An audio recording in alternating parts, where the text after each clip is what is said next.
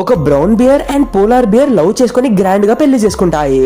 కానీ ట్విస్ట్ ఏంటంటే పెళ్ళైన వెంటనే భర్త గాఢ నిద్రలోకి జారుకుంటాడు. భార్య ఎంత లేపినా అతడు కళ్ళు తెరవడు. క్యాలెండర్ వైపు చూస్తే కానీ ఆమెకు గుర్తురాదు తన భర్తకి చలికాలపు నిద్ర పీరియడ్ స్టార్ట్ అయిందని. కొద్ది వారాల తర్వాత క్రిస్మస్ పండుగ వస్తుంది.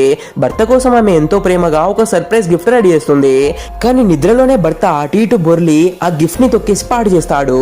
భార్య గుండె పగిలినంత పనవుతుంది. ఆ తర్వాత వ్యాలంటైన్స్ డే వస్తుంది.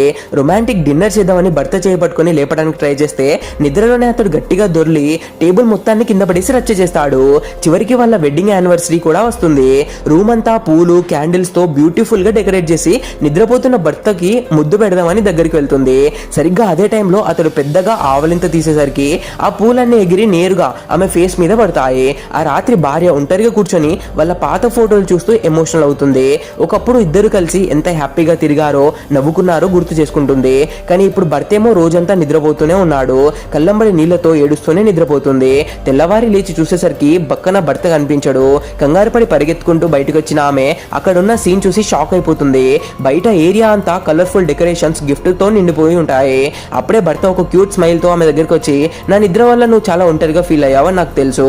అందుకే మనం మిస్ అయిన క్రిస్మస్, వ్యాలంటైన్స్ డే, యానివర్సరీ అన్ని స్పెషల్ డేస్ ని ఈ ఒక్క రోజే ఒకేసారి సెలబ్రేట్ చేసుకుందాం అని చెప్తాడు.